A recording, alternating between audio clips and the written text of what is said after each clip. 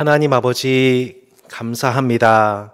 하나님 은혜와 보호와 기름 부으심 속에 하나님 구약에서부터 시작된 참으로 신약에 이르는 이 하나님의 말씀을 저희가 66권을 연구할 수 있도록 축복해 주시니 진심으로 감사를 드립니다. 신구약의 성경의 주인공 되신 주 예수 그리스도를 아는 지식과 그의 은혜에서 우리 한 사람 한 사람이 성장할 수 있는 복을 주신 것을 진심으로 감사를 드립니다. 오늘도 이 말씀의 참 계시자이신 예수님께서 저희 가운데 함께 하시고 은혜와 진리로 충만하신 성령님의 기름 부으심 속에 이 말씀을 저희가 찬찬히 묵상하며 연구할 때에 깊이 깨달아 알 수 있도록 인도해 주시기를 기도드립니다. 하나님, 이 시간 빛으로 임하셔서 세상의 빛으로 오신 주님, 참 빛이신 주님, 각 사람에게 비추이시는 빛 되신 주님께서 이 시간 지혜와 계시의 영을 우리한테 더하심으로 하나님을 알게 하시고 우리를 향한 주님의 부르심의 소망이 무엇인지 알게 하시고 그 기업의 영광의 풍성함을 알며 그 마침내 그 기업을 누리는 하나님 나라의 자녀로 우리가 끝까지 이 땅에서 성장할 수 있도록, 우리가 끝까지 승리할 수 있도록 성령님 은혜를 내리워 주시옵소서. 감사드리옵고 주 예수 그리스도 이름으로 기도드렸습니다. 아멘. 자, 우리 함께 하나님 말씀 우리 봉독하겠습니다. 요한계시록 1장의 말씀입니다. 요한계시록 1장 1절로 우리 함께 20절 보겠습니다. 요한계시록 1장 1절로 20절입니다. 예수 그리스도의 계시라. 이는 하나님이 그에게 주사 반드시 속히 일어날 일들을 그 종들에게 보이시려고 그의 천사를 그 종 요한에게 보내어 알게 하신 것이라. 요한은 하나님의 말씀과 예수 그리스도의 증거 곧 자기가 본 것을 다 증언하였느니라. 이 예언의 말씀을 읽는 자와 듣는 자와 그 가운데에 기록한 것을 지키는 자는 복이 있나니 때가 가까움이라. 요한은 아시아에 있는 7 교회에 편지하노니 이제도 계시고 전에도 계셨고 장차 오실 이와 그의 보좌 앞에 있는 7 영과 또 충성된 증인으로 죽은 자들 가운데서 먼저 나시고 땅의 임금들의 머리가 되신 예수 그리스도로 말미암아 은혜와 평강이 너에게 있기를 원하노라. 우리를 사랑하사 그의 피로 우리 죄에서 우리를 해방하시고 그의 아버지 하나님을 위하여 우리를 나라와 제사장으로 삼으신 그에게 영광과 능력이 세세토록 있기를 원하노라. 아멘. 볼지어다 그가 구름을 타고 오시리라. 각 사람의 눈이 그를 보겠고 그를 찌른 자들도 볼 것이요 땅에 있는 모든 족속이 그로 말미암아 애곡하리니 그러하리라. 아멘. 주 하나님이 이르시되 나는 알파와 오메가라. 이제도 있고 전에도 있었고 장차 올 자요 전능한 자라 하시더라. 나 요한은 너희 형제요 예수의 환난과 나라와 참음에 동참하는 자라.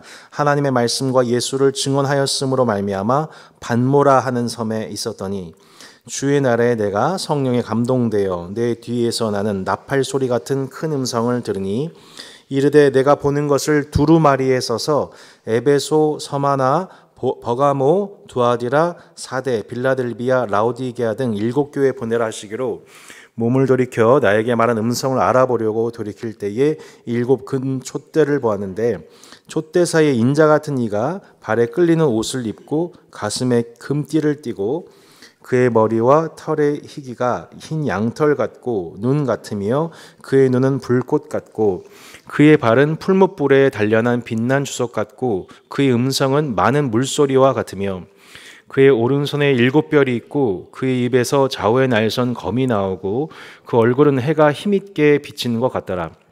내가 볼 때에 그의 발 앞에 엎드려져 죽은 자같이 되매 그가 오른손을 내게 얹고 이르시되 두려워하지 말라. 나는 처음이요 마지막이니 곧 살아있는 자라. 내가 죽었었노라. 볼지어다 이제 세세토록 살아있어 사망과 음부의 열쇠를 가졌노니 그러므로 내가 본 것과 지금 있는 일과 장차 될 일을 기록하라. 내가 본 것은 내 오른손에 7 별의 비밀과 또 7 금 촛대라. 일곱 별은 일곱 교회의 사자요 일곱 촛대는 일곱 교회니라. 아멘.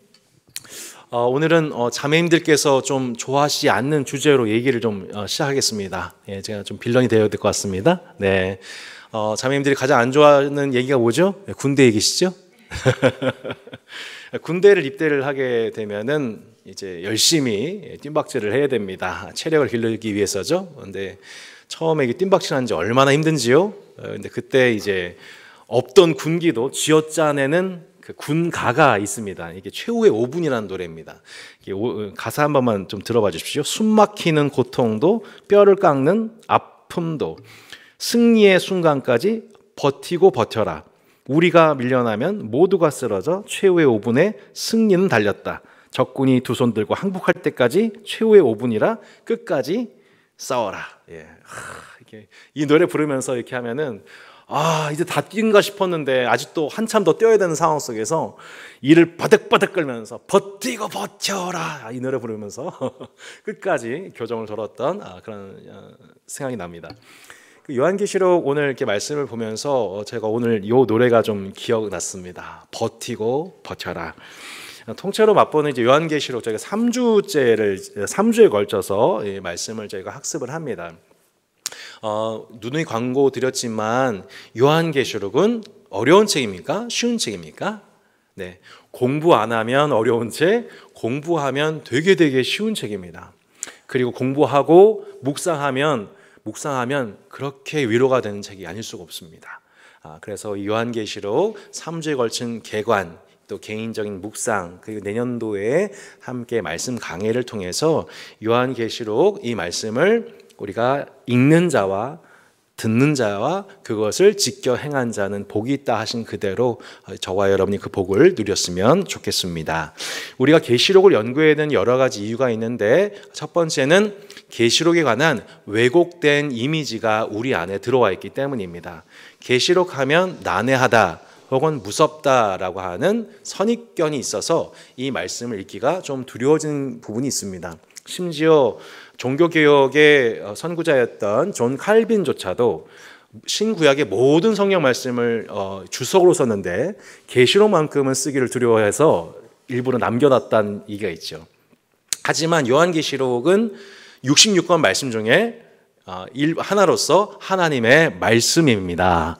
네, 그래서 우리는 이 요한계시록 말씀이 정경으로 인정하기 때문에 그 권위를 의지하여서 하나님 말씀을 읽습니다. 여러 가지 666, 짐승, 음녀, 일곱 머리 열뿔 달린 괴물 등 여러 가지 좀 이렇게 초자연적이고 환상적인 이미지 때문에 이 말씀을 저희가 좀 오해하긴 하는데 조금만 공부하면 금방 개념 잡힐 수 있게 됩니다. 두 번째는 저희가 연구해야 된 이유는 성경 내러티브의 완성이기 때문입니다. 네, 요한계시록을 알지 못하면 성경의 최종 결말, 어떻게 보면 세상을 창조하기 전부터 하나님께서 이루고자 태초 전에 작정하신 하나님의 일이 어떻게 최종 완성되는지 그 그림을 알지 못하게 됩니다. 여러분 반지의 제왕 보셨나요? 예, 반지의 제왕을 막 그 긴 장면을 한 열 몇 시간에 걸친 대하 드라마라는 말입니다. 예, 대하 드라마. 근데 그 대하 드라마를 보다가 갑자기 필름이 딱 끊긴 거예요. 10시간째에서. 예, 이제 마지막 최후의 전쟁 속에서 아라곤이 칼을 딱 펴고 적을 향해 달려갔는데 갑자기 영화 필름이 딱 끊겼어요. 그럼 어떻게 되는 거예요? 와, 지금까지 봤던 그 드라마가 도대체 어떻게 끝나는 거야? 알지 못한 채 끝나게 되면 얼마나 김 빠진 일입니까? 얼마나 이 참 황당한 일이에요. 마치 그와 같은 거죠. 우리가 창세기부터 65권의 말씀을 지금까지 살펴봤는데 이 책의 시작인 창세기, 세상을 창조하신 이 역사를 시작하신 하나님의 이야기가 그 역사의 종말이 뭔지에 대해서 우리가 알지 못한다면 그 역사의 종말, 그 맨 마지막에 반지의 제왕 맨 마지막 장면에 해당되어지는 마침내 그 반지, 악을 상징하는 절대 악을 상징하는 반지가 마침내 녹여지게 되고 마침내 최종 승리를 통하여서 아라곤이 왕으로 귀환하게 되고 백성들이 기뻐하면서 그 나라가 재건되는 스토리. 사실 이제 하나님 나라에 관한 스토리잖아요. 그러니까 그거를 우리가 맨 마지막 장면을 우리가 이해할 때, 와, 우리가 눈물이 핑 돌면서 그렇구나. 저런 세상 악과의 싸움이 최종적으로 이러한 악에 대한 승리와 하나님 나라의 완성으로 귀결되는 것이구나. 이 장면을 볼 때에 최초로 이 반지의 제왕이라는 그 작가, 이 작품을 만든 작가의 의도가, 이 원정대에서 시작된 그 작가의 전체 의도가 마침내 이 최후 승리의 장면을 통하여서 저희가 이해하게 되지 않습니까? 마찬가지로 요한계시록은 그렇게 성경 전체 얘기 중에 끝에 관한 내용입니다.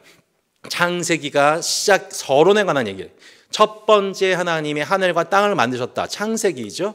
요한계시록 맨 마지막 완결이 무엇입니까? 주님이 새 하늘과 새 땅을 창조하여 그 나라를 완성하셨다는 얘기가 나오잖아요. 한번 보실까요? 요한계시록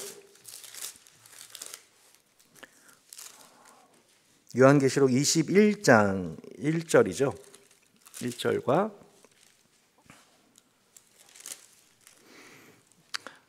우리 그리스도인들은 가장 위로가 되는 말씀이라고 여겨집니다. 요한계시록 21장인데요. 또 내가 새 하늘과 새 땅을 보니 처음 하늘과 처음 땅이 없어졌고 바다도 다시 있지 않더라. 또 내가 보매 거룩한 성 새 예루살렘이 하나님께로부터 하늘에서 내려오니 그 준비한 것이 신부가 남편을 위하여 단장한 것 같더라. 내가 들으니 보좌에서 큰 음성이 나서 이르되 보라 하나님의 장막이 사람들과 함께 있음에 하나님이 그들과 함께 계시니 그들은 하나님의 백성이 되고 하나님은 친히 그들과 함께 계셔서 모든 눈물을 그 눈에서 닦아주시니 다시는 사망이 없고 애통하는 것이나 곡하는 것이나 아픈 것이 다시 있지 아니하리니 처음 것들이 다 지나갔음이라라.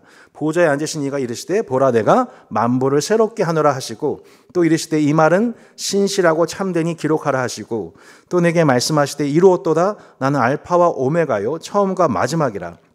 내가 생명수 샘물을 목마른 자에게 값없이 주리니 이기는 자는 이것들을 상속으로 받으리라. 나는 그의 하나님이 되고 그는 내 아들이 되리라. 그러나 두려워한 자들과 믿지 않는 자들과 흉악한 자들과 살인자들과 음행한 자들과 점술가들과 우상 숭배자들과 거짓말하는 모든 자들은 불과 유황으로 하는 못에 던져지니 이것이 둘째 사망이라. 아멘. 네, 이 말씀의 소망인 것이죠. 네, 첫 번째 만드셨던 그 하늘과 땅은 다 사라지게 되고 심지어 바다도 있지 않게 되고 주님이 새 하늘과 새 땅을 예비하셔서 뜻이 하늘에서 이루어진 것처럼 이 땅에서 완전히 이루어지게 할 것이다 라고 하신 하나님의 빅픽처, 드라마의 최종 결론이 이 요한계시록 21장인 겁니다. 아, 이 날이 오게 되는 거구나. 그래서 다시는 죽음이 없고 다시는 애곡하는 것, 다시는 아픈 것이 없는 영원한 생명의 통치, 영원한 생명의 왕노릇하는 날이 마침내 도래하게 된다는 거예요. 예, 우리가 이 전체 결말을 이해할 때에, 태초 전부터 하나님께서 예정하셨던 하나님의 경륜이 이렇게 아름답고 완전하게 완성된다는 소망 속에 지금 우리 가운데 주어져 있는 현실을 해석할 수 있게 되는, 그리고 그 현실을 견딜 수 있게 되는, 버티고 버틸 수 있게 해주는 소망이 요한계시록에 담겨져 있습니다. 그런데 우리는 이 요한계시록을 놀랍게도 정통교회가 잘 가르치지 않고 이단교회가 자신들의 사적인 유익을 위해서 지나친 영해, 또 왜곡된 성경 구절과는 왜곡 통하여서 성도들을 미혹시키고 또 미혹된 성도들에게 두려움을 안겨주고 가스라이팅을 줘서 그들이 교주에게 경배하거나 또 많은 헌금을 갖다 바치게 하거나 하는 이런 종교 산업에 기여하는 방식으로 요한계시록이 왜곡되게 사용됐던 것을 저희는 참 안타깝게 생각하게 됩니다. 이장님, 박태선, 이만희, 또 여러 세대주의자들이 다 이 요한계시록의 말씀을 매우 편향적으로 치우친 관점으로 성경 해석함을 말미암아 지금도 많은 이들이 미혹되고 있죠. 그래서 우리가 사실은 요한계시록 공부하는 과정 속에서 꼭 필요한 게 뭐냐면 요한계시록에서 사용되어지고 있는 단어에 관한 이해, 성경 공부가 사실 필요합니다. 대표적인 거 하나하나 일단은 좀 맛보기로 보면은 우리가 대표적으로 잘 아는 거 14만 4천이겠죠? 네, 우리 천상에서 하나님을 예배하는 14만 4천의 무리를 얘기할 때 14만 4천, 신천지가 가장 애용했던 단어지 않습니까? 14만 4천의 택함 받은 백성들이 차게 되면은 그날에 모든 만국의 영광을 얻게 될 거다. 근데 지금 실제로 전도한 수가 14만 4천이 넘어버렸어요. 20만이 넘어버렸어요. 그러니까 말을 바꾸죠. 그 14만 4천에 들어가기 위해서 더 많이 전도해야 된다. 전도 포인트를 쌓은 사람이 14만 4천에서 들어가게 될 거다. 이런 식으로 사기치고 있습니다. 근데 실제로 여러분 이 요한계시록에서 말하는 14만 4천은 숫자적 문자주의적 14만 4천이 아닙니다. 예, 뭐예요? 예, 우리 구약에 나와 있는 12지파, 또 신약에 등장하는 12제자, 그리고 곱하기 뭐예요? 천, 많다. 그러니까 구약과 신약을 통틀어 하나님의 백성된 자들이 수없이 많다의 의미가 14만 4천인 것이죠. 우리가 조금만 더 성경적으로 해석해 보면 금방 알 수 있는 의미를 이렇게 왜곡할 수 있다는 것입니다. 두 번째 666에 해당되는 것입니다. 여러분 혹시 마태복음 기억하십니까? 마태복음에 보면은 다윗을 설명하는 숫자가 있습니다. 이게 디미트리오라고 하는 방식이 있는데 숫자 환산하는 방식, 히브리어의 자음을 가지고 이제 이렇게 숫자로 활용하는 방식인데 다윗이 히브리어 다윗을 썼을 때 그 히브리어가 14입니다. 그래서 마태복음에 보면은 아브라함에서부터 다윗까지 14대요. 그죠? 그리고 다윗에서부터 바벨론 포로 때까지가 14대요. 그 후부터 예수님까지 14대요. 14 이렇게 하잖아요. 그러니까 예수님이 진짜 다윗이다. 그러니까 이게 숫자화한 것이거든요. 그러니까 이 666이라고 하는 것은 다른 게 아니라 사실 로마 황제 네로의 그런 환원인 것입니다. 666. 근데 로마 황제 네로라고 쓰지 않는 이유는 당시 검열 때문이었던 것이죠. 로마 황제의 숭배를 강요하고 있는 것에 저항하고 있는 그리스도인들 사이에 그것을 저항하기 위한 은어로서 숫자 표시를 한 것이라고 볼 수가 있습니다. 그러니까 어렵지 않은 개념인 것이죠. 세 번째가 큰 제국 바벨론입니다. 당시 그 베드로 전후서에도 보면은 베드로가 편지를 보낼 때 바벨론에 있는 교회가 문화하노라. 바벨론에 있는 교회. 바벨론은 뭐예요? 예. 바벨론 이미 멸망한 국가잖아요. 근데 바벨론이라고 썼던 이유는 뭐예요? 바벨론이나 로마 제국이나 공통점이 있습니다. 예루살렘 성전을 파괴했던 주범들이죠. 예, 그죠? 예, 그래서 로마가 결국에 예루살렘 성전을 파괴했던 주범이었기 때문에 이 그리스도인 사이의 은어가 뭐냐면 바벨론입니다. 예, 로마가 곧 바벨론이다. 당시 용어인 겁니다. 그러니까 일단 1차적으로 큰 제국 바벨론이라는 것은 1차적으로는 로마를 의미하고 2차적으로는 세상 모든 제국이라고 볼 수 있습니다. 세상이라고 볼 수 있습니다. 예, 그러니까 이걸 로마 제국으로만 보기는 어렵고요. 세상 전체라고 볼 수가 있죠. 예. 왜냐하면 그 요한계시록 그 18장 24절에 보면 이런 구절이 나오는데요. 이 바벨론의 멸망에 관한 말씀이 나와요. 요한계시록 18장에. 18장 10절에 보시면 그의 고통을 무소하여 멀리 서서 이르되 화이또다 큰 성 견고한 바벨론이여 한 시간에 내 심판이 이르렀다 하리로다. 좀 더 읽어보실래요? 14절에 바벨론아 내 영혼이 탐하던 과일이 내게서 떠났으며 맛있는 것들과 빛난 것들이 다 없어졌으니 사람들이 결코 이것들을 다시 보지 못하리로다.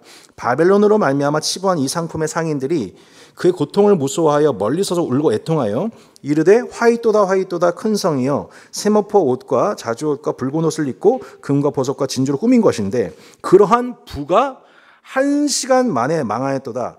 이렇게 나와 있습니다.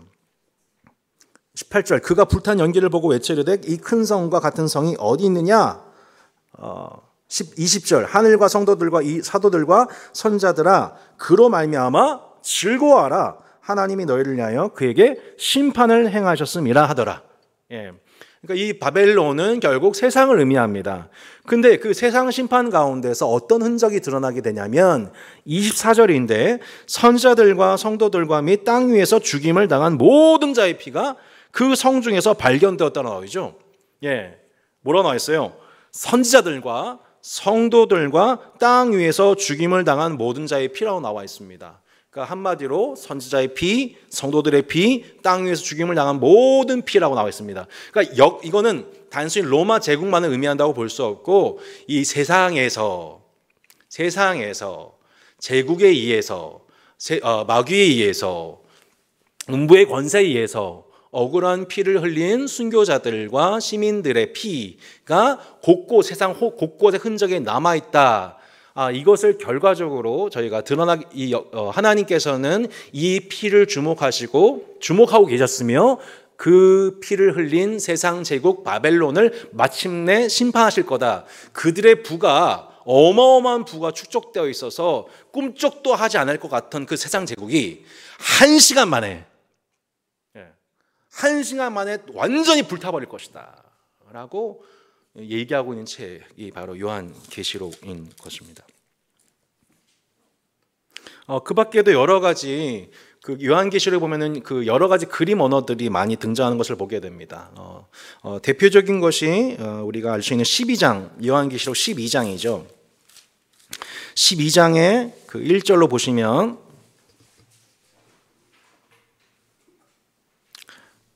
하늘에 큰 이적이 보이니 해를 옷 입은 한 여자가 있는데, 자, 그 여자가 누군지 한번 생각해 보십시오. 그 발 아래에는 달이 있고 그 머리에는 12별의 관을 썼더라. 이 여자가 아이를 베어 해산하게 되며 아파서 애를 쓰며 부르짖더라. 자, 여기까지 보면은 이제 캐톨릭은 이 여인이 누구라고 얘기하냐면은 성모 마리아라고 얘기를 합니다. 근데 과연 그럴까요? 요한계시록 조금만 읽어보면 그렇지 않다는 것 저희가 보게 됩니다. 말씀 집중해서 한번 봐주십시오. 이렇게 보시면, 자, 13절 보시면 용이 자기가 땅으로 내쫓긴 것을 보고 남자를 낳은 여자를 박해하는지라 이렇게 나와 있죠. 그 여자가 큰 독수리의 두 날개를 받아 광야 자기 곳으로 날아가 거기서 그 뱀의 낯을 피하여 한 떼와 두 떼와 반 떼를 양육받으매.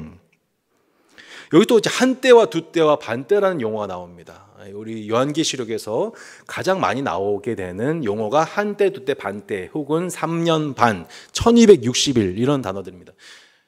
제가 말씀드렸죠. 한 떼, 두 떼, 반 떼나 3년 반이나 1260일이나 다 똑같은 말입니다. 그러면 결과적으로 이것은 뭘 의미하는가? 이 기간은 뭘 의미할까요, 여러분? 아직과 이미 사이입니다. 이해되시죠? 그러니까 3년 반은 물리적 3년 반을 의미하지 않아요. 많은 이단들이 항상 1260일 3년 반, 한때 그때 반때 얘기하면서 이렇게 이 용어 장난을 치지만 성경적인 의미에서 한때 둔때 반때 이 3년 반의 기간은 뭘 의미하냐면 주님이 이미 초림하셨고 그리고 다시 오셔서 그 나라를 완성하시는 기간을 의미합니다. 그럼 그 기간 동안 여러분 그 여인이 그 남자를 낳은 여인, 그 남자를 낳은 여인은 누굴까요? 교회를 의미합니다. 그러니까 그 교회에 대한 용의 박해가 있는 거죠. 우리가 조금만 생각해 본다면, 이 요한계시록의 말씀을 조금만 더 공부해 본다면 사실 어려운 내용이 하나도 없습니다.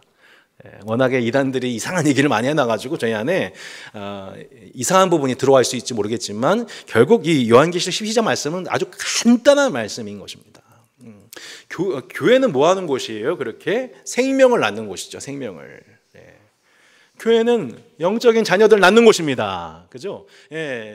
계속 낳는 곳이에요. 그러면 뭐가 와요? 박해가 와요. 용이 가만 안 둡니다. 아마 따스한 교회 가만 안 두는 것 같고 가만 안 둘 겁니다. 왜냐하면 계속 여기도 계시지만 처음 이 교회를 통하여서 생명을 얻게 되고 풍성한 삶을 누리기 시작한 성도들이 나오게 되잖아요. 가만 안 둡니다. 사탄이 가만두지 않아요. 영적 전쟁이 시작이 되는 거죠. 용으로 인한. 이때 우리는 외쳐야 됩니다. 영영 죽겠지? 이렇게 하면서 이제 그 영을 이렇게 비웃으면서 예수님 이겼다! 우리는 이렇게. 이 싸움이 실제로 우리 가운데에 진행되고 있는 본문을 이제 요한계시록 12장을 통해서 발견하게 되는 거죠. 그러니까 어렵지가 않은 거죠.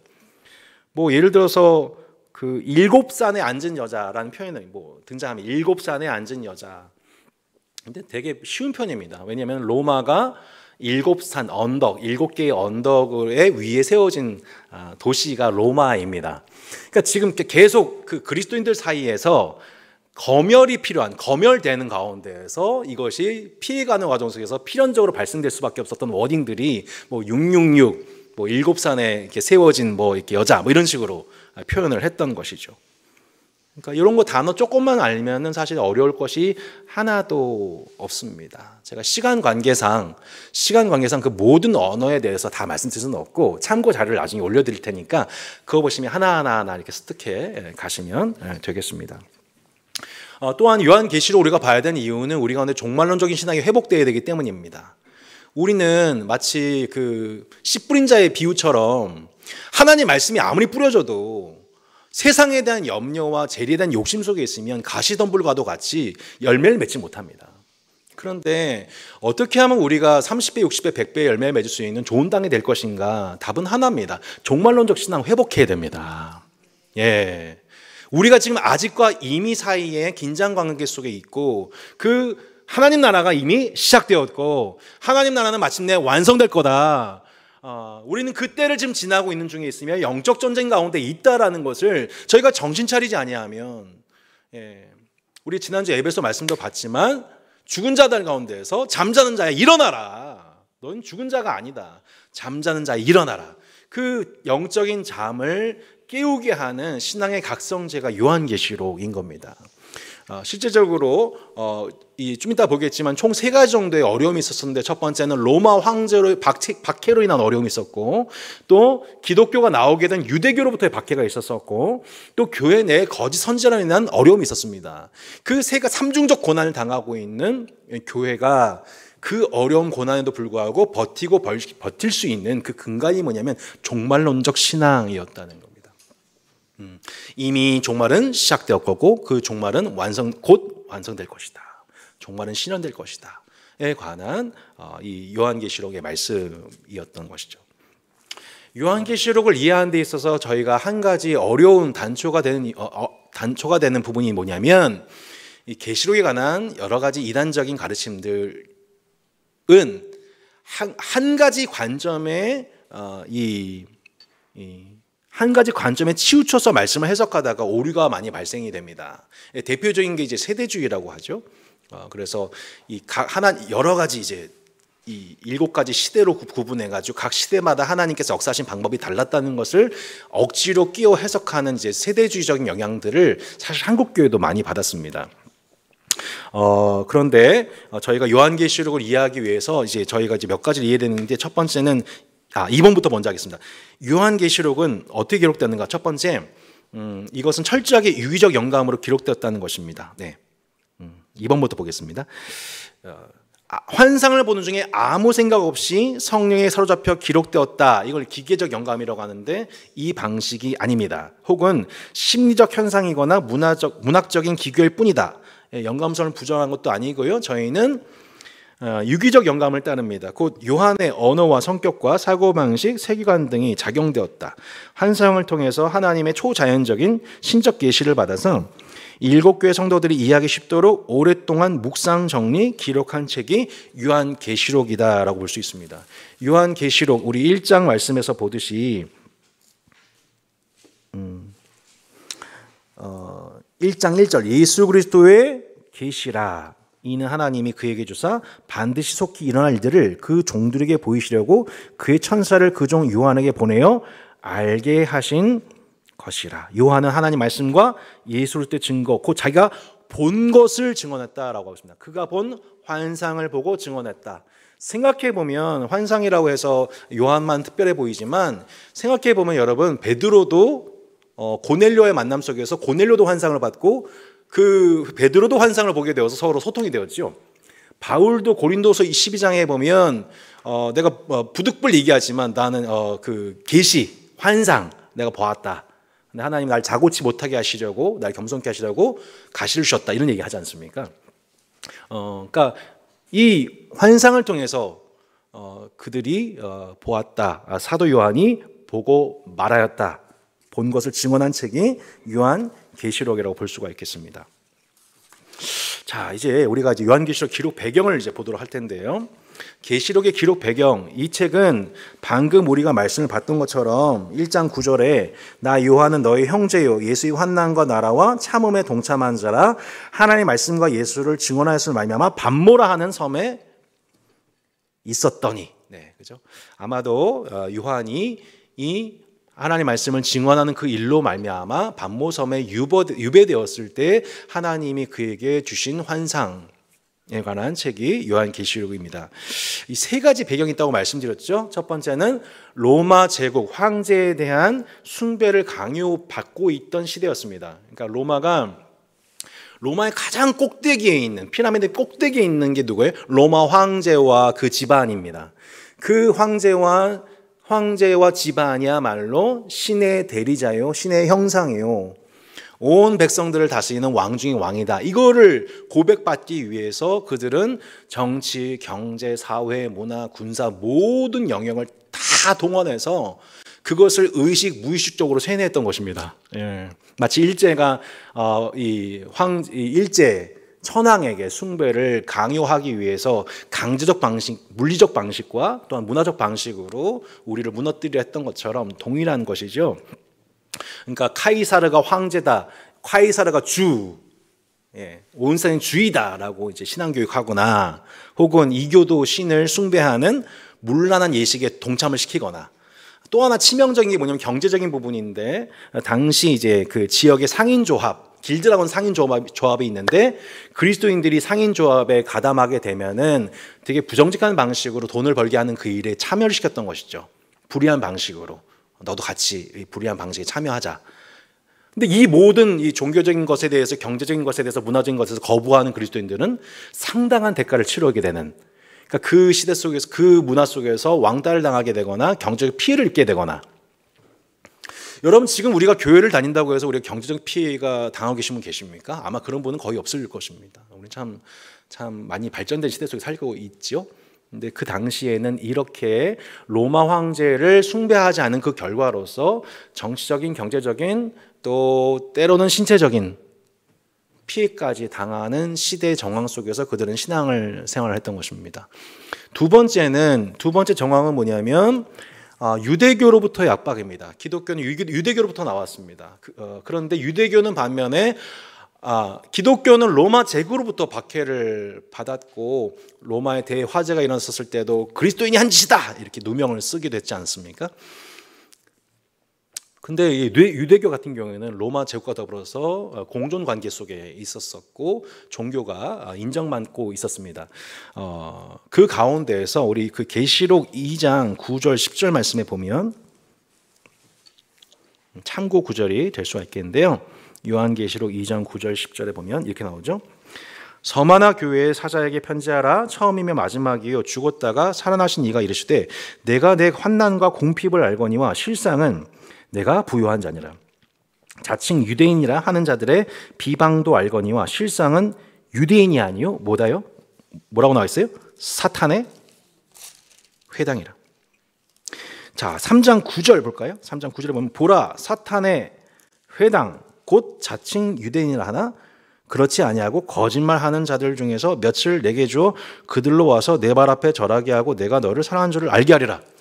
그러니까 실제적으로 지금 7개의 얘기 좀 더 하겠지만 그 교회들이 그 교회를 박해하고 있던 자들은 뭐냐? 사탄의 회당이라 불리는 자칭 유대인이라 하지만 결국에는 거짓말하고 있는 자들, 비방하는 자들에 의해서 그 교회가 어려움을 당하고 있었다는 것을 저희가 생각해 보게 됩니다. 이렇게 로마 제국으로부터 또한 유대교로부터 두 가지 박해를 받고 있었죠.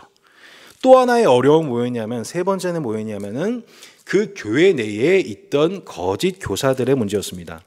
2장 6절 다시 보시면 오직 내게 이것이 있으니 내가 니골라 당의 행위를 미워한도다. 이 니골라 당이라고 나옵니다. 니골라 당이 누군지 조금 더 보충 설명하자면 14절로 15절, 2장 14절 15절에 그러나 내게 두어 가지 책망할 것이 있나니 거기 내게 발람의 교훈을 지킨 자들이 있도다. 발람이 발락을 가르쳐 이스라엘 자손 앞에 걸림돌을 놓아 우상의 제물을 먹게 하였고 또 행음하게 하였느니라. 이와 같이 내게도 니골라 당의 교훈을 지킨 자들이 있도다. 그러니까 니골라 당이라고 하는 그런 이 이단은, 교회 안에 들어온 이단은 어떤 가르침이냐면 마치 발람이 발락에게 뇌물을 받아서 하나님께서 하시지도 않은 말씀을 가지고 이스라엘을 저주케 했던 것처럼 결과적으로 이스라엘을 행음케 했던, 우상 숭배에 참여하게 했던 게 이 발람 선지자였습니다. 마찬가지로 당시 초대교회 안에 있었던 거짓 선지자들과 같은 자들이 바로 이 니골라 당이었습니다. 니골라 당이 어떤 가르침하는 거냐면 결과적으로 너희들 로마 황제 숭배해. 또 괜찮아. 그리고 그 상인조합에 들어가서 그렇게 돈 많이 벌어야지. 너희도 힘든데. 하지만 그렇게 하면서 교회 생활 해도 괜찮아. 헌신된 그리스도인으로 살 수 있어. 라고 얘기하는 가르침이었던 겁니다.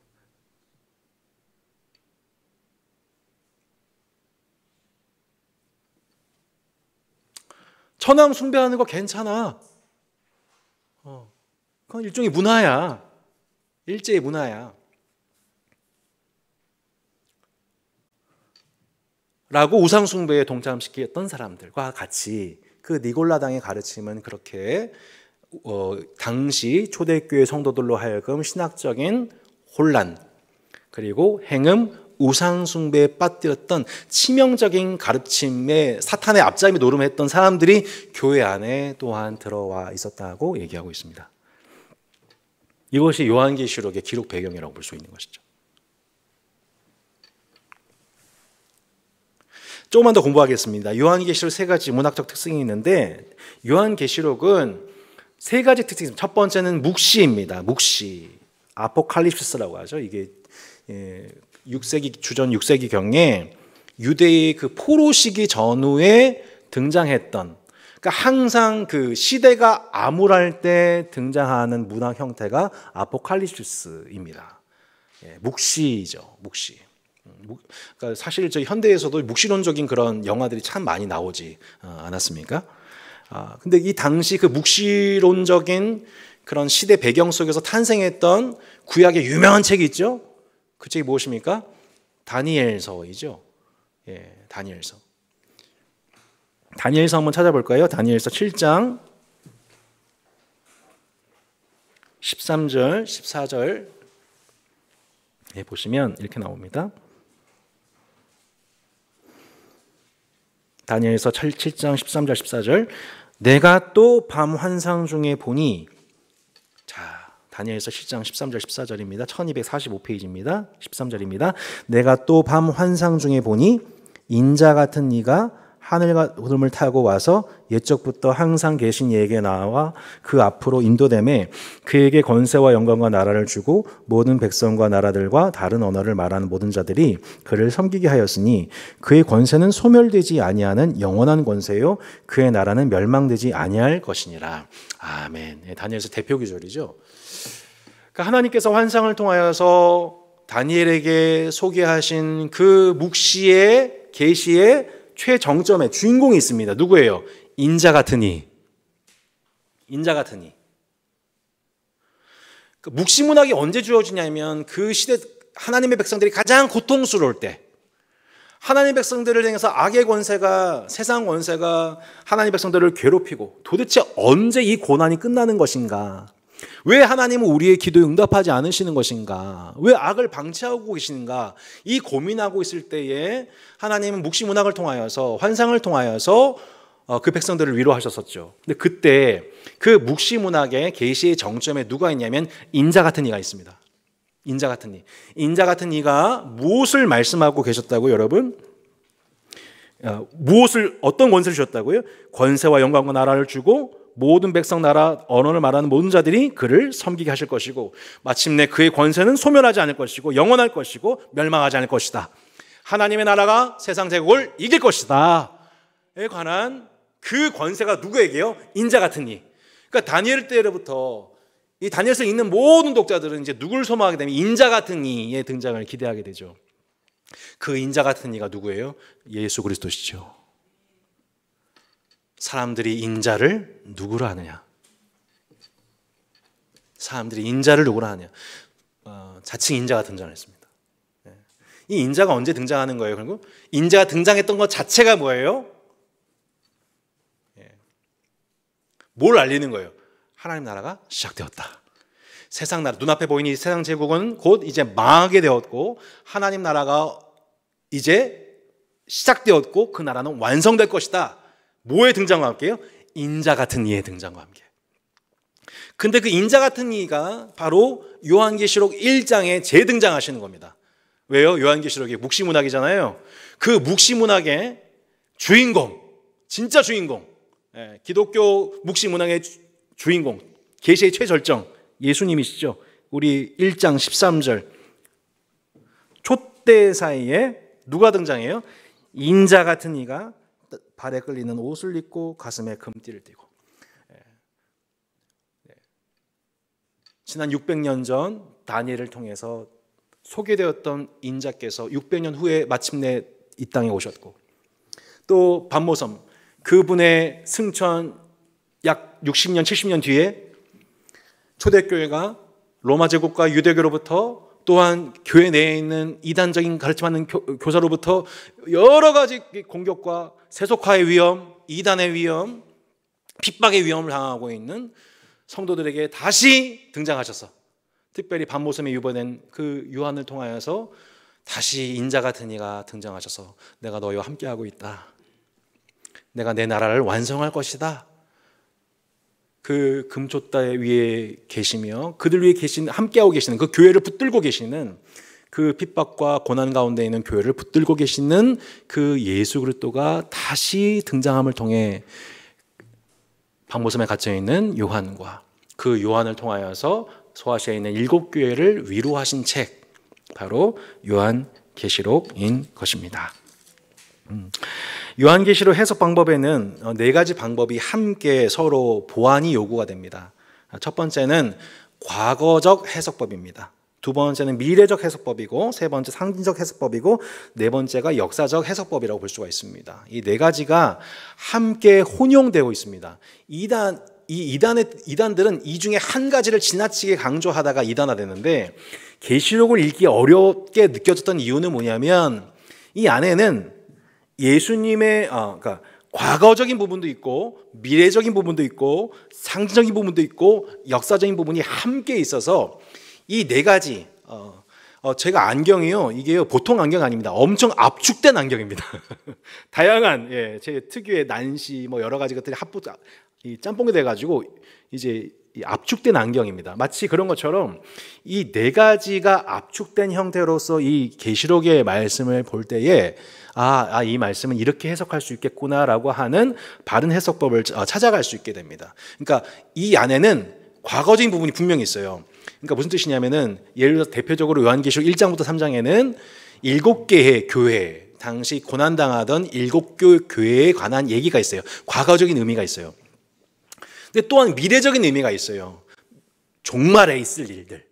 그러니까 최종 종말, 예수님이 이 땅에 오셔서 최종적으로 이르실 종말에 관한 미래적인 얘기들도 있어요. 세 번째, 상징적인 이야기도 있어요. 하나님의 나라가 세상 나라를 마침내 물리치고 흥왕할 것이다. 가장 중요한 상징을 담고 있습니다. 근데 그것만 있는 것이 아니라 또한 역사적인 의미가 있습니다. 초림부터 재림까지 교회사의 사건들을 예언해 놓은 시간표라고만 볼 수는 없지만, 그러니까 계시록에 있는 모든 스토리들이 시간대별로 이루어진 스토리는 아니지만 그 안에 담겨져 있는 여러 가지 스토리들이 뭐 예를 들어서 이런 거죠. 노아의 홍수는 역사적 사건이죠. 근데 노아의 홍수는 역사적 사건이지만 이건 또 뭘 의미하냐면 예수님이 오셔서 세상을 심판하실 것에 관한 예고편이기도 해요. 그러니까 교회사가 그 안에 편입되어 있는 것이죠. 반복되는 것이죠. 마찬가지로 요한계시록 사건은 어떤 사건은 요한계시록의 말씀이다 라고 얘기할 수는 없지만 그 요한계시록 나와 있는 그 사건과 비슷한 일들이 지금도 세상에서 교회 속에 반복되고 있다 정도로 저희가 해석할 수 있게 해준다는 것입니다. 좀 어려우시면 넘어가도 괜찮습니다. 예. 자, 여기까지 오시면 너무너무 고생 많으셨습니다. 잠깐 저 숨 좀 돌리겠습니다. 자, 머리가 아프시죠? 자, 이제 저희가 요한계시록을 바로 보기 위한 지금 저희가 압축 렌즈 만드는 과정이라고 볼 수가 있었겠고요. 이제 요한계시록 전체를 한번 저희가 개관해 보도록 하겠습니다. 요한계시록은 전체 구조가 하늘과 땅의 이야기가 계속 교차적으로 이루어지는 구조로 되어 있습니다. 그래서 우리 표에 6번에 보시듯 요한계시록은 총 4개의 환상 그리고 4개의 큰 환상과 40개의 작은 환상으로 함께 이루어진 책입니다.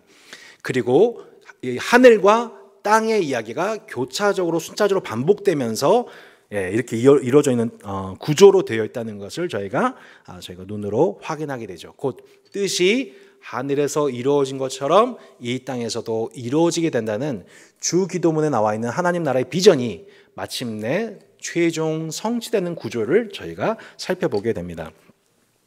요한계시록을 저희가 살펴볼 때 그 4가지 큰 환상이 열릴 때마다 사도 요한이 그 환상을 볼 때마다 항상 등장하는 단어가 있습니다. 그게 뭐냐면 푸뉴마티라는 단어예요. 1장 9절로 10절에 보시면 10절에 주의 날에 내가 성령에 감동되어 내 뒤에서 나는 나팔 소리 같은 큰 음성을 들었다. 성령에 감동되었다. 또 4장 1절을 보시면 또 밑줄 그어보세요. 4장 1절에 일 후에 내가 보니 하늘에 열린 문이 있는데 내가 들은 바 처음에 4장 2절 내가 곧 성령에 감동되었더니 또 이제 17장이죠. 17장 1절에 1절로 3절에 보시면 3절에 곧 성령으로 나를 데리고 광야로 가니라. 그리고 맨 마지막에 21장 9절로 10절입니다. 성령으로 나를 데리고 크고 높은 산으로 올라가 하나님께로부터 하늘에서 내려오는 거룩한 성 예루살렘을 보이니. 그러니까 요한은 자기가 보고자 한 내용이 아니라 자기가 말하고자 한 내용이 아니라 그 성령께서 그에게 보여주신 크게 4가지 환상이 성령이 감동될 때마다 성령께서 보여주실 때에 그것을 보고 하나하나 기록한 책이 요한계시록이라고 볼 수 있습니다. 총 4가지 환상이라고 말씀드렸죠.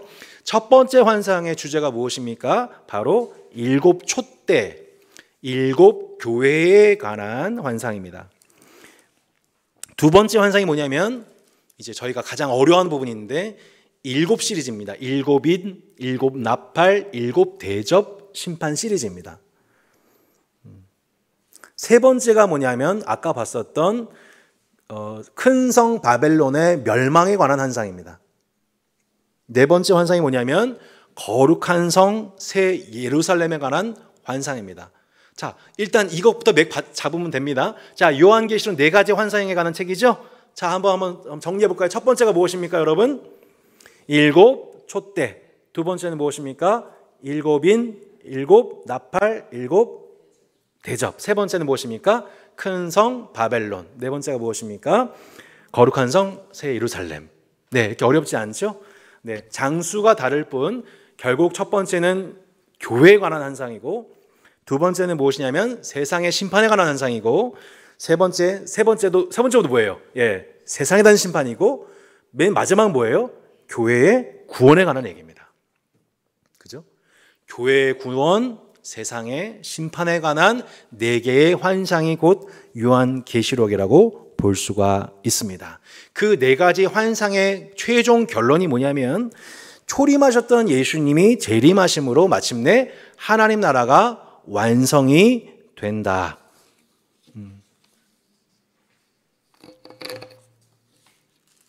요한계시록 11장 15절이 그래서 요한계시록 전체를 저희가 묻고 있는 가장 중요한 키워드라고 볼 수 있습니다. 11장 15절 보실까요?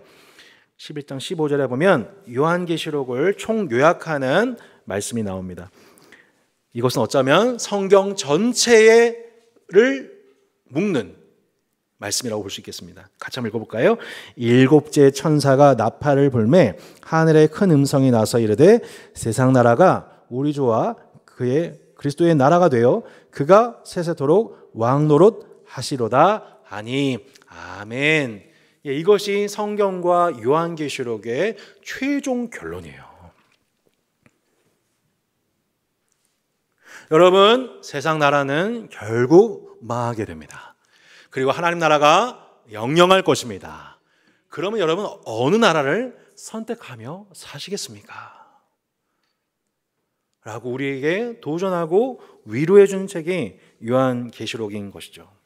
이 책은 계속해서 이 하나하나에 담겨져 있는 아주 의미 있는 유대인 출신 그리스도인들에게 유대교적 배경을 갖고 있는 그리스도인들에게 그 마음을 위로하는 내용들로 가득 채워진 책이라고 볼 수가 있습니다. 그래서 강조되는 표현들이 뭐냐면 7이라는 단어이죠. 7. 네. 7이라는 단어 그리고 3이라는 단어. 이건 사실은 삼위일체 하나님 또 7은 완전수.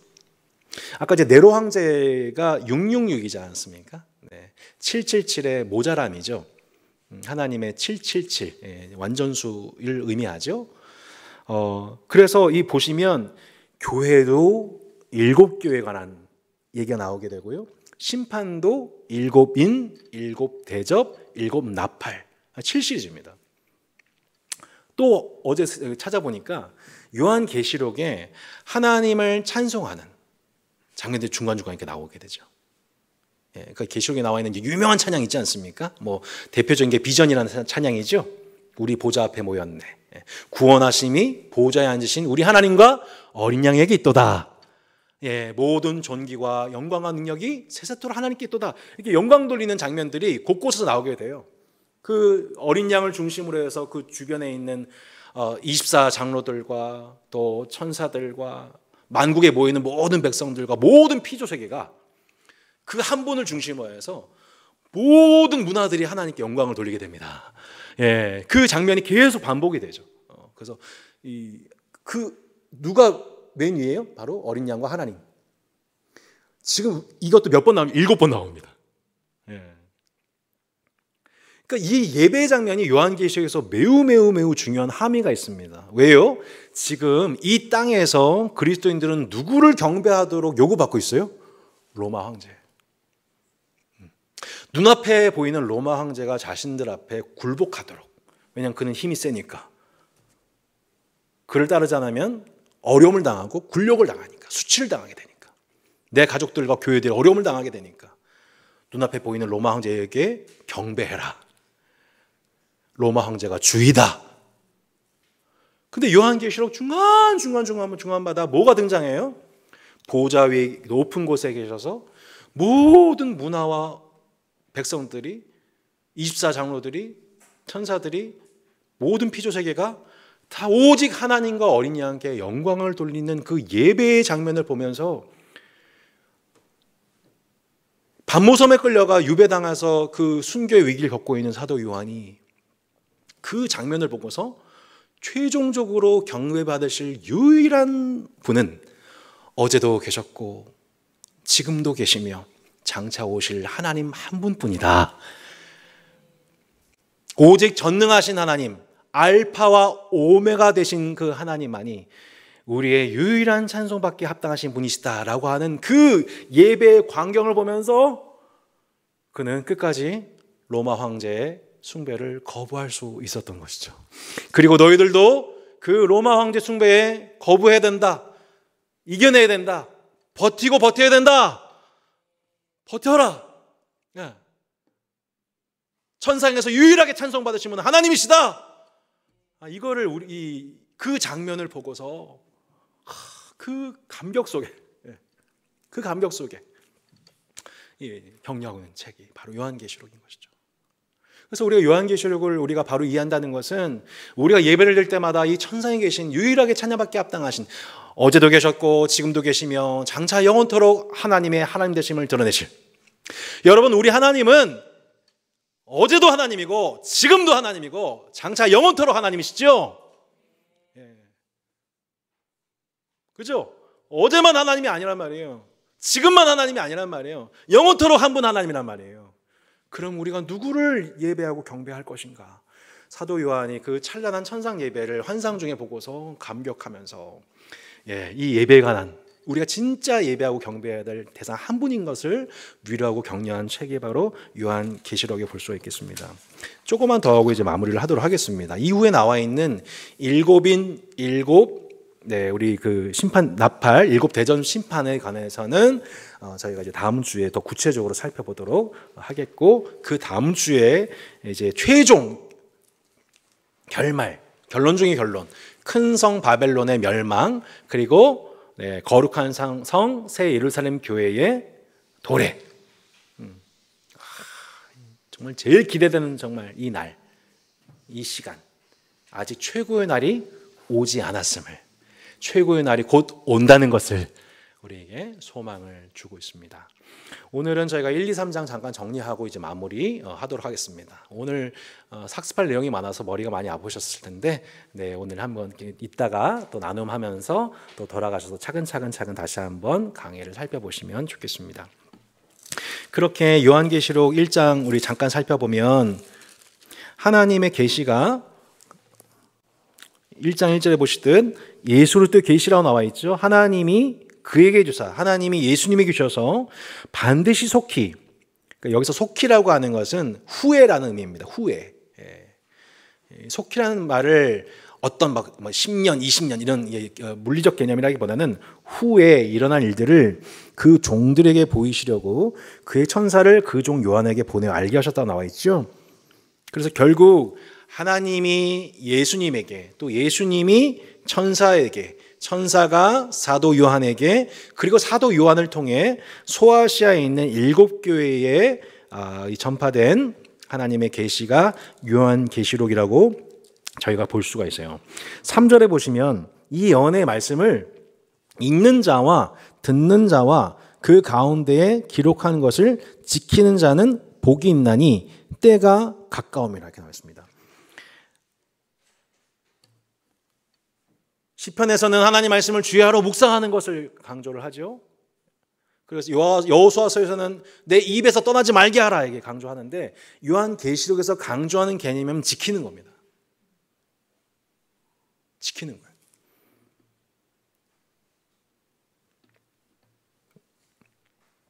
그런데 그 지키는 과정 속에서 교회 공동체가 꼭 학습해야 되는 게 뭐냐면, 말씀을 읽는 자, 듣는 자, 기록한 것을 지키는 자인데, 여기서 이게 공부를 해보면 말씀을 읽는 자, 이건 단수 표현이에요. 그런데 말씀을 듣는 자, 그리고 지키는 자, 이건 복수 표현입니다. 언어상으로 보면은. 이게 무슨 뜻이냐면은, 자, 이 말씀이 이 두루마리를 전달을 했겠죠. 반모섬에 있는 사도 요한을 통해서 이 두루마리 적힌 요한계시를 전달하게 되면은 그 편지가 어떻게 전달되었겠습니까? 소아시아 7교회에, 제가 아까 따산교회 카톡방에 올려드렸습니다만, 이 육로로 나 있는 소아시아 육로를 통하여서 라오디게아, 또 에베소 등등에 있는 곳에 이게 항상 우편물을 취급하는 그 각 주요 도시를 중심으로 해서 계속 그 두루마리를 대표로, 그 도시교회 대표, 에베소 대표 한 명 읽죠. 그럼 어떻게 해요? 나머지는 다 듣죠. 22장까지 다 듣고 그 말씀을 통해서 엄청난 위로를 받겠죠. 내가 지금 그렇지 않아도 어제 상인조합에서 억울한 일 당해가지고 경제적 문제가 발생됐는데, 어제도 사탄의 회당에 일컬어지는 그 유대인 거짓말 때문에 내가 또 노여움을 입게 되었는데, 이 말씀을 들으면서 아마 눈물을 펑펑 쏟으면서 막 하나님 예배하고 그 눈물을 서로 안아주면서 그 눈물을 닦으면서 그들이 예배했겠죠. 그렇게 말씀을 한 명이 대표로 읽고 나머지는 그 말씀을 듣고, 그리고 위로받은 그들이 일상에 돌아가서 그 말씀을 지키고, 로마 황제의 핍박에 대해서 또한 유대교인들의 회방에 대해서, 그리고 교회 내에 있는 거짓 교사들의 가르침에 대해서 그들이 저항하면서, 그렇게 그들은 말씀을 읽는 자, 그리고 듣는 자들, 그리고 집에 돌아가 그 말씀을 지키는 자들로서 그들은 복된 자들이었던 거죠.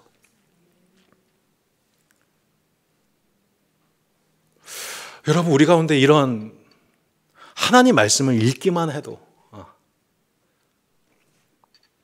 하나님 말씀을 읽기만 해도 그 말씀이 들려올 때 그 말씀 자체가 우리 가운데에 위로와 소망이 되는 자들은 진짜 복이 있는 자들입니다. 지금 때가 가까이 왔다는 것을 느끼는 자들인 거예요. 우리가 지금 담임 선교의 대전 얘기가 아니에요. 우리도 마찬가지로 지금 이 세상 살아가면서 지금 그러한 영적인 공격 가운데 있다는 것을 여러분 기억하셔야 돼요. 여러분 그걸 기억하세요, 제발. 지금 우리 영적 공격 당하고 있어요. 당하고 있는데 잠자고 있으면 여러분 어떻게 해요? 어떤 공격이 내게 지금 오고 있는지, 지금 한국교회가 어떤 공격을 당하고 있는지 그거를 분석하지 못하고 정하지 못하면 말씀을 읽고 듣고 지킨 자는 복이 있다, 복되다 라고 하신 그 복을 누리지 못하게 되는 거죠. 그래서 이 일곱 교회, 이 요한계시록 2장 3장의 말씀을 통하여서 계속해서 각 총 세 가지라고 볼 수 있겠습니다. 결국에는 이들이 겪고 있던 교회가 예나 지금이나 주님 오실 그날까지 겪게 되는 가장 큰 어려움, 본질적인 세 가지 어려움은 첫 번째가 뭐예요? 세속화, 세상 닮아가는 거. 두 번째 뭐예요? 이단, 잘못된 가르침을 은밀히 용납하는 것, 우리 안에. 세 번째 핍박, 정치적, 경제적 핍박을 당하는 것. 이게 남 얘기 아닌 것 같죠? 이게 대한민국 교회가 여태까지 걸어왔던 길이었어요. 이단과 싸웠고 핍박과 싸웠죠. 세속화와 싸워가고 있죠. 지금도 이단과 싸워가고 있고요. 여러분 지금도 아프가니스탄을 비롯한 여러 국가에서, 또 북한에, 우리 바로 위에 있는 북한에서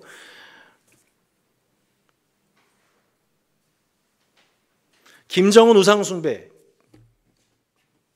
이 김씨 가문에는 우상숭배에 대한 엄청난 핍박 속에서 자신의 생명과 목숨을 걸고 버텨 싸워가고 있는 수많은 북한의 순교자들의 수많은 피가 이미 그 북한 땅에 뿌려졌고, 아프가니스탄에서, 중동과 여러 아프리카에서, 남미에서, 인도에서, 중국에서 그 피를 계속 흘리고 있는 가운데 있어요. 길선주 장로님께서 그래서 요한계시록을 그 핍박의 시기에 10,000번을 읽으신 거예요.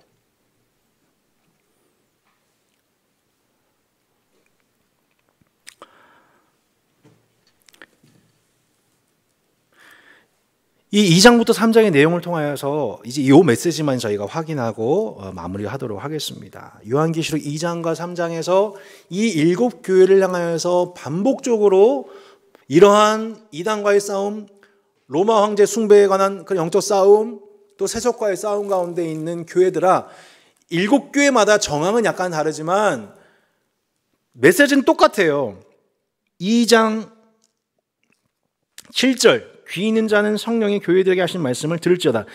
이기는 그에게는 내가 하나님의 낙원에 있는 생명나무의 열매를 주어 먹게 하리라. 이기는 그에게는.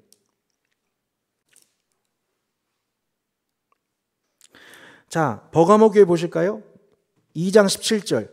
귀 있는 자는 성령이 교회들에게 하신 말씀을 들을지어다. 이기는 그에게는 내가 감추었던 만나를 주고 또 흰 돌을 줄 터인데 그 돌 위에 새 이름을 기록한 것이 있나니 받는 자밖에는 그 이름을 알 사람이 없느니라. 21절. 또 내가 그에게 회개할 기회를 주었을 때. 26절. 이기는 자와 끝까지 내 일을 지키는 그에게 만국을 다스리는 권세를 주리니. 3장 5절. 이기는 자는 이와 같이 흰 옷을 입을 것이요. 3장 12절. 이기는 자는 내 하나님 성전의 기둥이 되게 하리니. 3장 21절. 이기는 그에게는 내가 내 보좌에 함께 앉게 하여 주기를 내가 이기고 아버지 보좌에 함께 앉은 것 같이 하리라. 귀인 자는 성령이 교회들에게 하시는 말씀을 들을지어다. 7 교회 가운데 요구하신 게 뭐예요? 이기는 거예요. 예수님이 이기셨어요. 그 예수님, 내가 이기신 예수님처럼 그 승리에 동참하는 자. 우리는 예수님처럼 승리할 수는 없지만 이기신 예수님으로 말미암아 함께 승리를 경험할 수 있어요. 세속화에 이길 수 있어요. 이단을 분별할 수 있고요. 핍박 견딜 수 있어요. 이기라고. 이기는 그에게는 그 각 교회가 겪고 있는 모든 상황들에서 그 영적 전투에 대해서 이겨가는 그 모든 과정이 합산된 결과 모든 승리의 총합이 뭐예요? 예루살렘 교회인 거죠. 거룩한 성 예루살렘 교회, 천상 교회예요. 이건 지상 교회 아니에요. 천상 교회. 이 땅의 지상 교회는 그런 완전한 교회는 없어요. 하지만 지상 교회의 모든 영적 전쟁을 통한 승리는 하나님이 기쁘게 연락하여 오십니다. 우리가 그 세상 악과 싸워서, 우상 숭배와 싸워서, 음행과 싸워서, 이단과 싸워서, 세속화와 싸워서 분별해내고 마침내 우리 안에 맺혀진 그 의의 열매들, 그 모든 의의 열매들이 총합된 그 교회가 바로 천상교회고, 우리가 마침내 그 천상교회에 이미 소속되었고 영원토록 소속될 것입니다. 할렐루야. 다산다산 교회가 완성된 교회 아니고 우리가 나중에 함께 들어가게 될 성도들과 선자들이 함께 모인 그 교회, 신약 구약의 모든 백성들, 모든 세대 문화들이 함께 모여서 이긴 자로서 하나님의 칭찬과 보상과 위로와 영광을 함께 누리게 될 교회, 예수 그리스도와 더불어서 영원토록 그 나라를 유업으로 받아 세상을 다스리게 될 교회. 여러분, 우리는 그 천상교회에 소속된 백성들입니다. 그래서 우리 가운데 주어져 있는 지금 이 고통과 고난이 너무너무 소중한 거예요. 역설적으로. 주님이 이것과 더불어 싸우는 이 과정은 이 최후의 5분 동안 버티면서 내게 찾아온 이 경제적인 어려움과 내게 다가오는 관계적인 시험과 세상의 분리와 타협하고자 하는 어떤 내면 속의 그런 속삭임들과 그 모든 것들 있잖아요.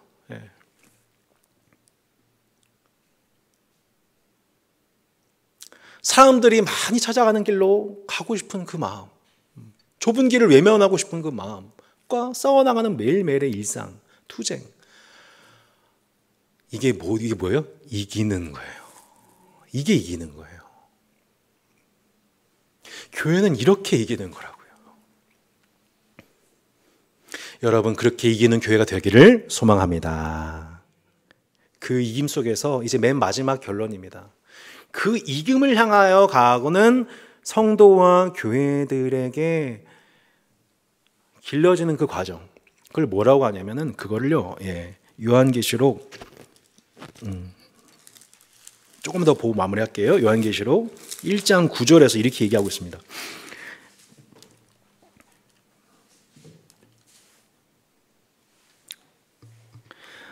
(1장 9절입니다) 나 요한은 너희 형제요 예수의 환난과 나라와 참음에 동참하는 자라 나왔습니다. 난 너의 형제다. 예수의 환난과 동역자다. 우리는 환난과 나라와 참음에 동참하는 자. 참음이라는 단어 나옵니다. 이게 어떤 학자는 요한계시록에서 나오는 가장 중요한 단어 중에 하나가 참음이다라고 합니다. 이게 한글로 표현하면은 끈덕진 인내입니다. 끈덕진 인내.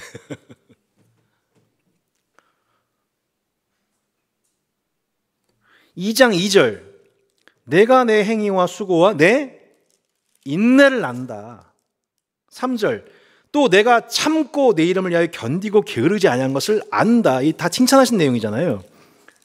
2장 19절 내가 내 사업과 사랑과 믿음과 섬김과 인내를 안다. 인내를 안다.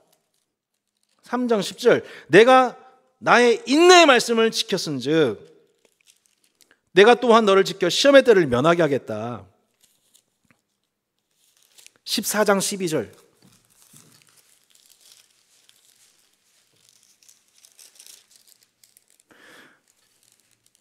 성도들의, 같이 읽어볼까요?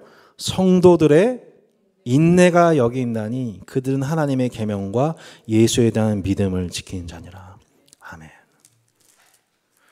히브리서도 그렇고 요한계시록도 그렇고 인내가 필요함은, 너에게 인내가 필요함은, 여러분 진짜 믿음 뭐예요? 인내입니다. 진짜 이김의 과정이 뭐예요? 인내입니다. 그래서 주님이 뭘 보고 계시냐면, 내가 너 인내한 거 안다. 내가 너 인내한 거 봤다.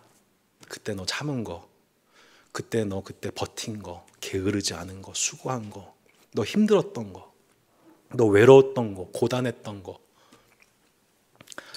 내가 너 그거 알아. 우리 꾹 참아야 될 때, 억울할 때 하나님이 나 버린 것 같잖아요. 하나님이 없는 것처럼 느끼잖아요. 정반대예요. 하나님이 그거를 보셨습니다. 그거를 아세요. 그리고 그거를 칭찬하시고 보상하십니다. 우리는 그 소망 중에 그 성도들의 인내, 하나님의 계명과 예수에 대한 믿음을 지키는 그 모든 인내의 과정을 통해서 우리 주님은 영광을 받으시고, 그 믿음의 주요, 마침내 인내하심으로 그 모든 믿음의 경주를 달려갔던 예수님처럼 우리로 하여금 그 믿음의 경주를 끝까지 인내하고 마침내 맨 마지막 피니시 라인에서 우리에게 영광스러운 면류관을 허락해 주실 것입니다. 그래서 인내하는 저와 여러분이 복이 있습니다.